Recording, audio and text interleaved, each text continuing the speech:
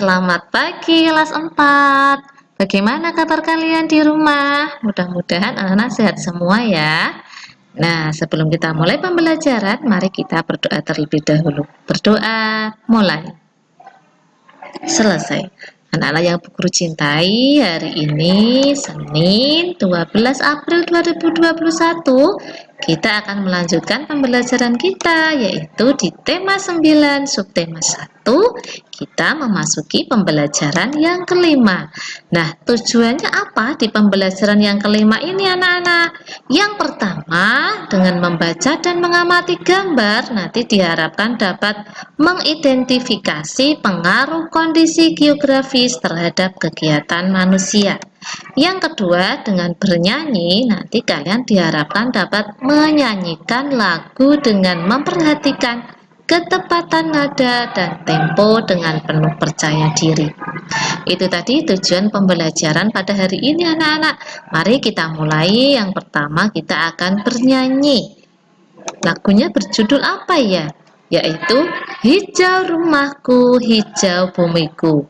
Bu Ana akan memberikan contoh sedikit saja. Untuk yang video utuh nanti Bu Ana kirim di classroom.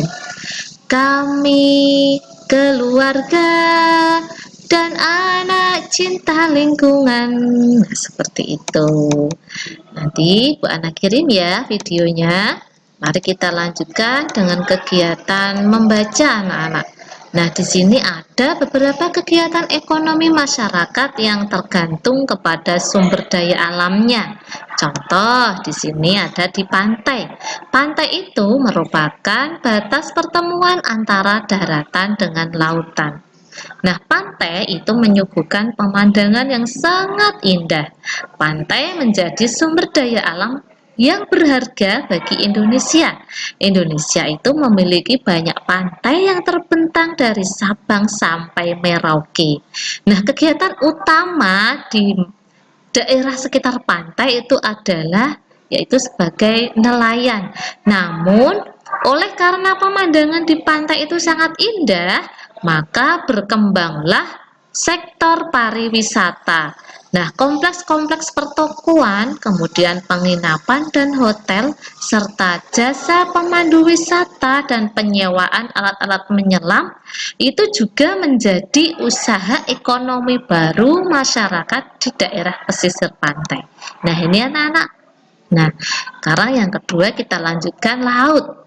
Laut ini anak-anak. Potensi perikanan laut Indonesia itu sangatlah besar. Hal ini mengapa? Karena sebagian besar wilayah Indonesia adalah lautan, 2/3-nya. Nah, maka dari itu Indonesia disebut sebagai negara maritim. Laut itu memiliki banyak potensi. Kita bisa memanfaatkan berbagai hasil laut seperti ikan, kemudian mutiara, kerang, kepiting, udang, teripang, dan rumput laut. Nah, di laut itu juga ada kegiatan pengeboran sumber minyak bumi. Kita juga bisa memanfaatkan laut sebagai wisata bahari anak-anak. Indonesia juga disebut sebagai negara bahari. Nah, kalau kita menyelam, kita bisa menyaksikan keindahan laut. Nah, siapa yang pernah? Nah, di sini beberapa daerah yang memiliki keindahan bawah laut itu seperti di Raja Ampat, Papua, kemudian Bunaken, Sulawesi Utara, kemudian ada di Karimun, Jawa. Siapa yang pernah anak-anak? Nah, di situ kalian bisa melihat atau menyaksikan keindahan bawah laut. Nah, yang ketiga adalah sungai. Sungai itu merupakan lingkungan alam yang sangat penting. Bagi sebagian orang, sungai itu dipergunakan sebagai sumber air bagi kehidupan. Nah, namun bagi sebagian orang yang lainnya, sungai juga digunakan sebagai sumber pengairan bagi pertaniannya. Sungai yang dibendung itu dapat dialirkan ke sawah-sawah. Sungai juga menjadi jalur transportasi bagi masyarakat. Ada salah satu usaha ekonomi yang juga memanfaatkan sungai dengan mendirikan pasar terapung. Nah, di mana itu anak-anak? Ini dapat kita temukan di Sungai Barito, Banjarmasin. Di situ ada pasar terapung, pasarnya itu di sungai. Nah, semua usaha jual beli itu dilakukan di atas perahu. Nah, oleh karena keunikannya, pasar ini juga menjadi objek wisata. Nah, yang ini kita akan melanjutkan tentang dataran tinggi. Nah, dataran tinggi itu merupakan wilayah datar yang memiliki ketinggian lebih dari 400 meter di atas permukaan laut. Nah, daerah dataran tinggi ini baik untuk menanam sayuran, kemudian buah-buahan. Selain sebagai lahan pertanian, dataran tinggi juga merupakan tempat yang cocok untuk tempat wisata. Mengapa? Karena daerah dataran tinggi ini pada umumnya memiliki udara yang bersih, kemudian sejuk dan segar.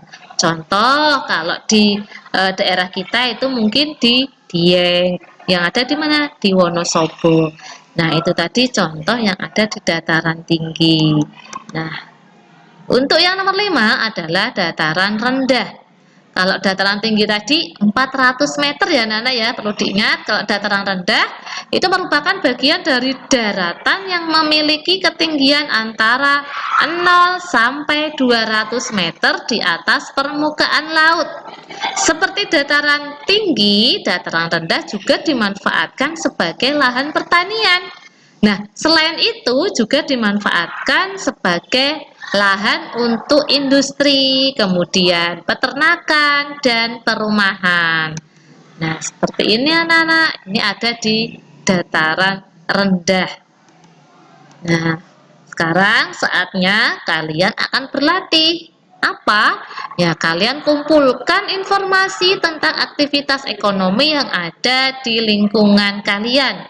Kemudian kalian kelompokkan aktivitas ekonomi tersebut berdasarkan lingkungan alam yang cocok. Seperti apa nanti kolomnya anak-anak? Nah, di sini ada pantai, laut, sungai, dataran tinggi, dataran rendah. Di sini kalian tuliskan di kolom yang seperti ada di sini atau di buku paket kalian. Nah, anak-anak, demikian tadi pembelajaran kita hari ini. Yang pertama kita tadi sudah bernyanyi, kemudian yang kedua kita sudah belajar apa tadi ya? Sumber daya alam. Nah, demikian pembelajaran hari ini. Semoga apa yang Bu Ana sampaikan tadi dapat bermanfaat untuk kalian di rumah. Terima kasih anak-anak. Wassalamualaikum warahmatullahi wabarakatuh.